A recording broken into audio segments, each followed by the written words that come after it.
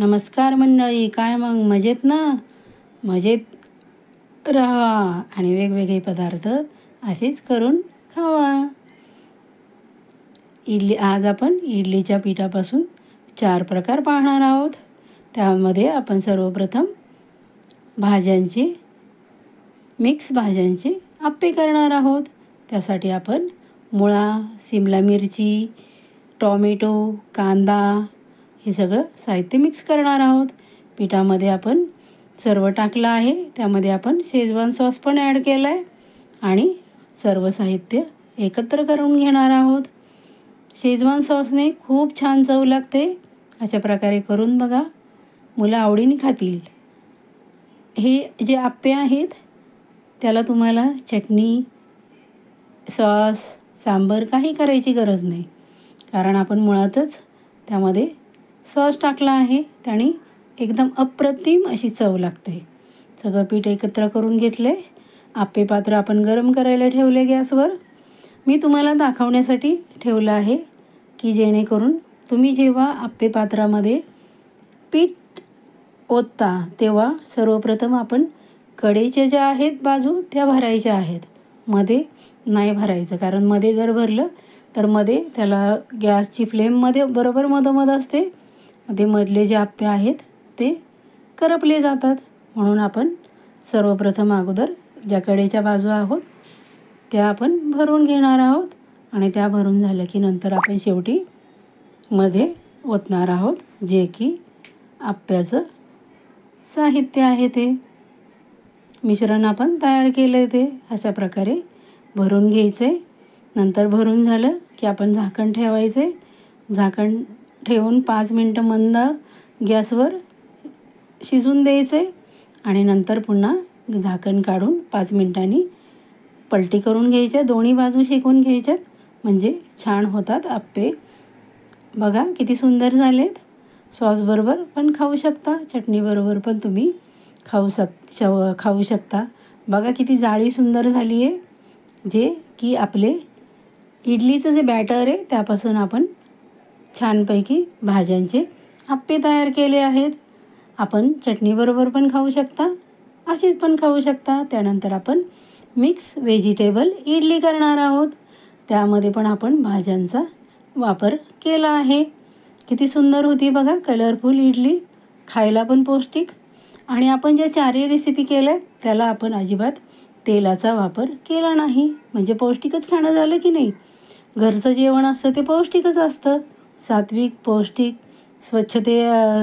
स्वच्छता पण त्यामध्ये पाळतो. सगळ्या भाज्या वगैरे व्यवस्थित धुवून घेतो. बाहेरचं जे जेवण असतं ते तसं नसतं. ते तुम्ही बघितलं आहे का कधी? त्यांनी स्वच्छ धुतलेलं, स्वच्छ जे साहित्य ते वापरलेलं. त्यामुळं घरातच आपण असे वेगवेगळे पदार्थ करायचे आहेत. तुम्ही ही पण इडली अशीच खाऊ शकता. त्याला ना टॉमॅटो सॉसची गरज आहे ना चटणीची गरज आहे. बघा किती सुंदर झाली की नाही इडली, कलरफुल आणि भाज्यांची. त्यामध्ये आपण बघा कोबी घेतला आहे, कोथिंबीर, सिमला मिरची, गाजर, टॉमॅटो, कांद्याची पात आणि जे कांदे आहेत ते कांद्याच्या पातीचे ते पण आपण त्यामध्ये टाकले आहेत. सर्वप्रथम आपण इडलीचं बॅटर घेणार आहोत आणि त्यामध्ये आपण ज्या भाज्या आहेत त्या टाकणार आहोत. सर्वप्रथम आपण कांदा जो आपण काय केला आहे बारीक चिरून घेतला आहे तो टाकतो आहे. त्यानंतर टॉमॅटो टाकणार आहोत, तो पण आपण बारीक चिरून घेतला आहे. अशा प्रकारे मुलं आवडीने खातील. त्यानंतर गाजर पण मुलं असे कच्चे खायला नको म्हणतात. मग आपण असं केलं तर त्यानिमित्ताने मुलं खातात. त्यानंतर कांद्याची पात तर ही भाजीच मुलांना मुळात आवडत नाही, कारण त्यांना खायची सवय पण नसते.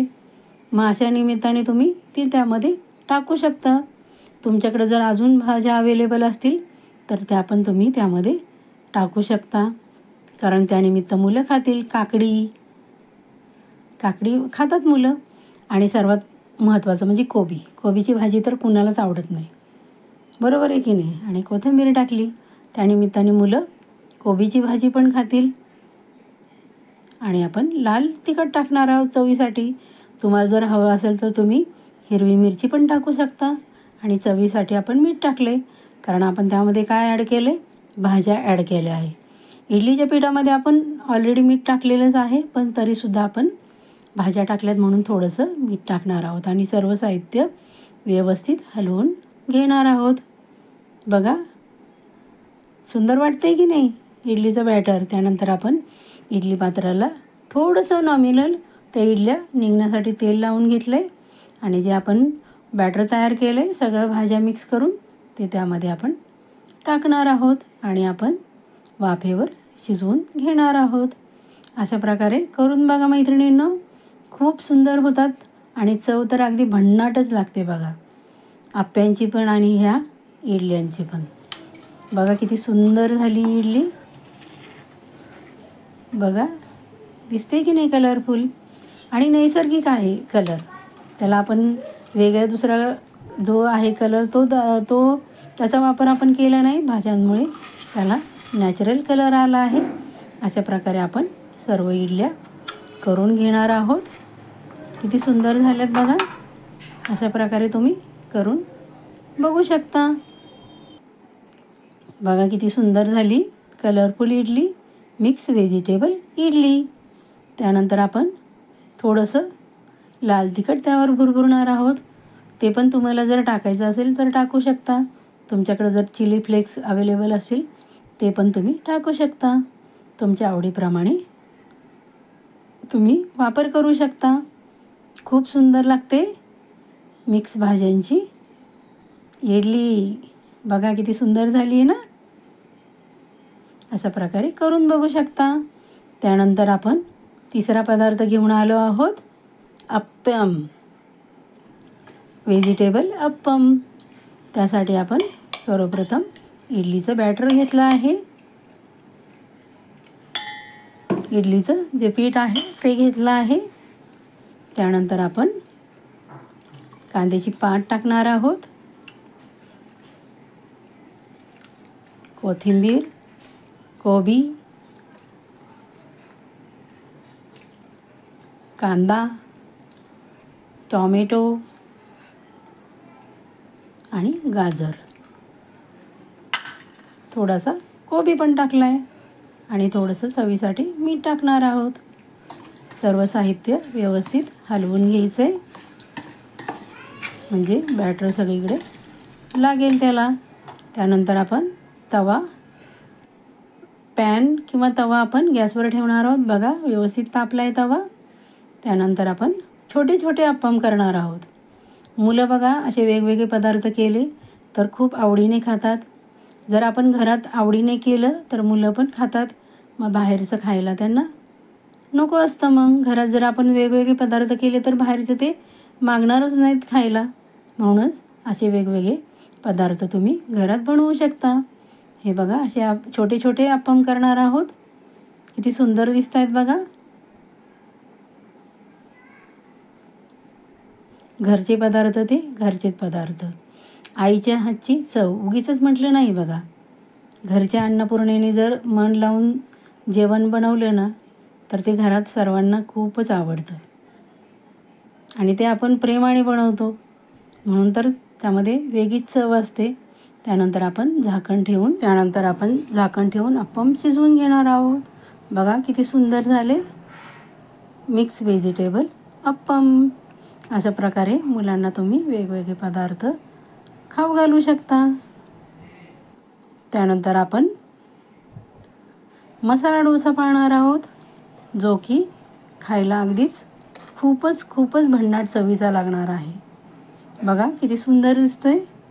त्यासाठी पण आपण सॉस, चटणी काही नाही केलं असा सुद्धा खूप छान लागतो, खाल्ला तरी चालेल. त्यासाठी आपण बटाट्याची भाजी तयार करणार आहोत. जिरे मोहरी टाकली, कांदा आपण उभा कापून तो सोनेरी रंग येईपर्यंत परतून घेणार आहोत. बघा सोनेरी रंग आला. त्यानंतर आपण कढीपत्ता टाकणार आहोत. कढीपत्ता नंतर टाकला आहे कारण तेलामध्ये तो करपतो. त्यानंतर हिरवी मिरचीची पेस्ट टाकणार आहोत. हे तुम्हाला जर हिरवी मिरची नसेल चालत तर तुम्ही तांबडं तिखट पण टाकू शकता किंवा हिरवी मिरची कट करून पण टाकू शकता. पण हिरव्या मिरचीची अशा पेस्ट टाकली तर खूप सुंदर भाजी लागते. बटाट्याची भाजी म्हटलं की मुलांना खूपच आवडते.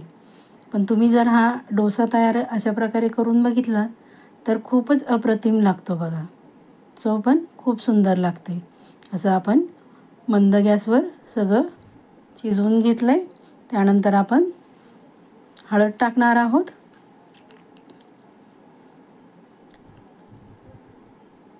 आणि जो आपण बटाटा उकडून घेतला आहे तो त्यामध्ये टाकणार आहोत आणि व्यवस्थित भाजी हलवून घेणार आहोत.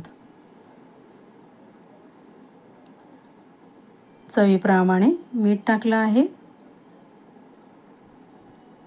बघा किती सुंदर दिसते भाजी. दिसते की नाही?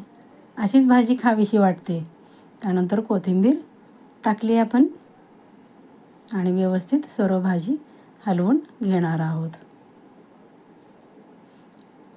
त्यानंतर आपण डोसा करण्यासाठी जे इडलीचं बॅटर होतं ते तव्यावर अशा प्रकारे पसरवून घेणार आहोत. जेवढा आपल्याला पातळ हवा आहे डोसा त्याप्रमाणे आपण बॅटरचं फिरवून घ्यायचं आहे तव्यावर. अशा प्रकारे जेवढा मोठा हवा आहे डोसा तेवढा पण तुम्ही बनवू शकता. मी मध्यम आकाराचा बनवला आहे. त्यामध्ये आपण शेजवान सॉस टाकणार आहोत. खूप छान चव लागते शेजवान सॉसने. शेजवान सॉसची रेसिपी आपल्या यूट्यूब चॅनलवर आहे. आपल्याला जर बनवायचं असेल तर आपण त्याप्रमाणे बनवू शकता. अशा प्रकारे आपण शेजवान सॉस पसरून घेतला आहे. त्यानंतर आपण बटाट्याची भाजी त्यावर टाकणार आहोत आणि ती व्यवस्थित सगळीकडे पसरून घेणार आहोत जेणेकरून सगळीकडे त्याची चव लागेल. बघा अशा प्रकारे वाटतं की नाही हॉटेलसारखा मसाला डोसा. हॉटेलमध्ये पण बघा असाच बनवतात. पण हॉटेलमध्ये स्वच्छता असते का हो? तुम्ही कधी हॉटेलमध्ये जेवायला गेला ना तर त्यांचं किचन बघा किती स्वच्छता असते किचनमध्ये. त्यामुळं घरीच असे पदार्थ वेगवेगळ्या प्रकारचे तुम्ही मुलांना खाऊ घालू शकता. बघा व्यवस्थित सगळ्या बाजूनी पसरून घेत आहोत आपण. तवा फिरवून भाजी सगळीकडे लागेल म्हणजे चव त्याची एकसारखी सगळीकडे लागेल. बघू शकता आपण. त्यानंतर सर्व बाजू आपण सुट्ट्या करून घेणार आहोत. आपल्याला त्या डोश्याची घडी करायची आहे. तुम्हाला घडी नसेल करायची असाच ठेवला तरी चालू शकतो. पण घडीचा डोसा खूपच सुंदर लागतो चवीला. त्यानंतर आपण त्याला कट मारणार आहोत म्हणजे 3 भाग करणार आहोत त्याचे. बघा किती सुंदर झालाय की नाही हॉटेलप्रमाणे. दिसतोय की नाही?